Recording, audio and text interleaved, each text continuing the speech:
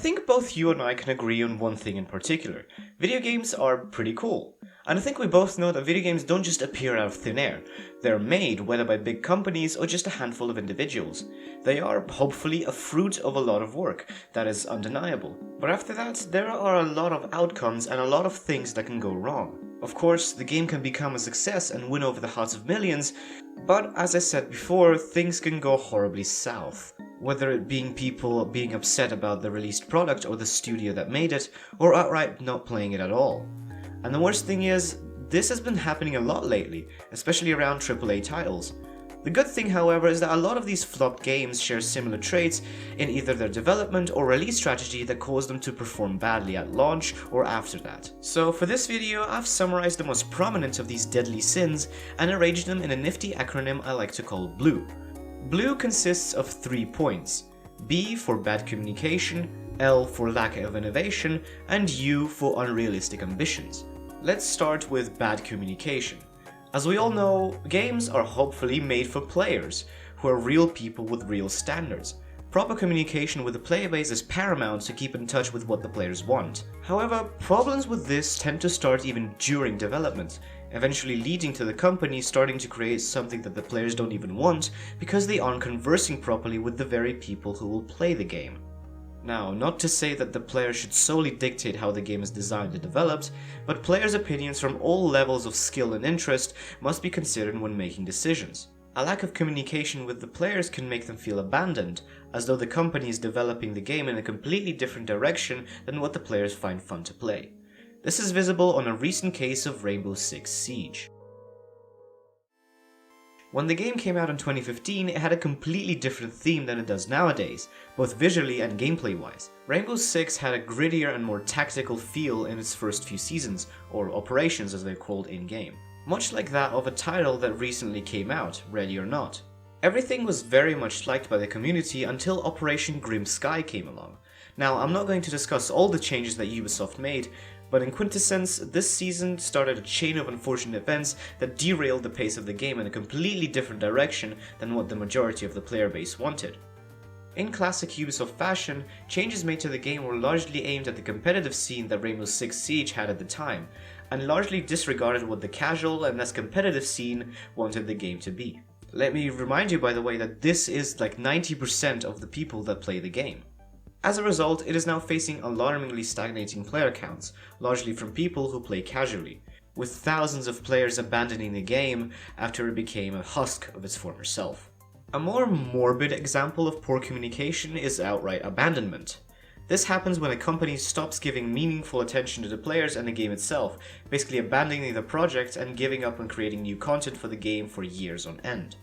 This usually leads to the games dying out, but there are some titles that haven't received updates in literal years that have still generated a loyal fanbase. In some cases, poor communication led to the player deciding to take matters into their own hands, sprouting a stream of community-made content that keeps the game somewhat fresh. A notable example of games like these is Team Fortress 2, a class-based shooter by Valve that had received its last update, Jungle Inferno, in 2017. That's almost 6 years of no major updates at all.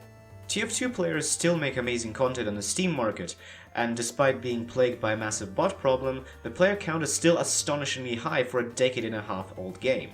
Titanfall 2 also faces a very similar problem. Suffering from poor server maintenance combined with neglect from Respawn, the studio behind the game, caused some very loyal people in the community to pitch in themselves and give the game a second breath through the Northstar client, where more stable and protected servers are now hosted, with even some new game modes being made that add on to the existing game. This brings me to my next point. There are a lot of games released every day in a plethora of different genres. Unfortunately, a very common mistake game devs make is make their titles simply a collection of popular buzzwords but have nothing new to bring to the table. For instance, a lot of FPSs tend to follow the same formula, especially if they come from the same company. That's why all COD games play extremely similar to each other, and that's not a very good thing inherently. Sure, there are some titles that pull a twist on the existing mechanics, but the games in their overview just play pretty much the same. This is why I like games like Black Ops 3 and both of the Titanfall installments. They have characteristics of the classic shooter formally, but still manage to introduce some concepts that make the game infinitely more interesting than Call of Duty clone number 289. What I'm trying to say is that games that try to innovate and introduce new ideas and concepts tend to stand out more to players than games that try to replicate the success of others by borrowing core mechanics and themes as their own focal point, or even outright copying them. This also applies to genres like platformers, sports games, simulators, and many more. When no innovation in gameplay happens, and every game looks and plays just like the other with minuscule differences, why even bother playing anyway?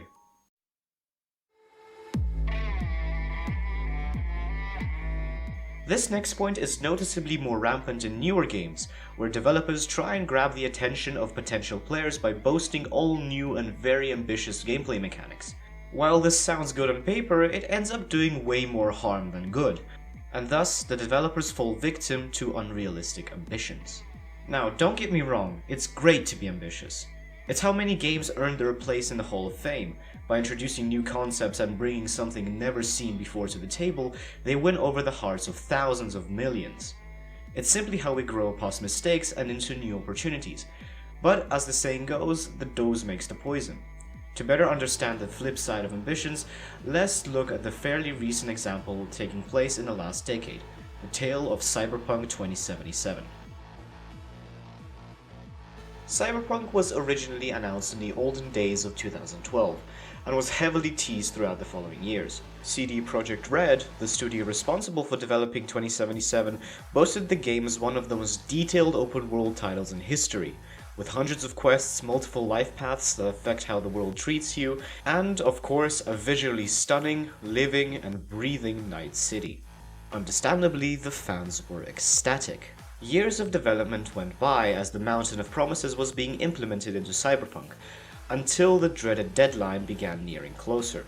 Seeing that the game still wasn't ready, they postponed the game's release not once, not twice, but a whole 3 times before actually publishing it, all while crunching and overworking themselves, which, by the way, almost always leads to a half-assed product. And to say that the release didn't go very well would be a gross understatement.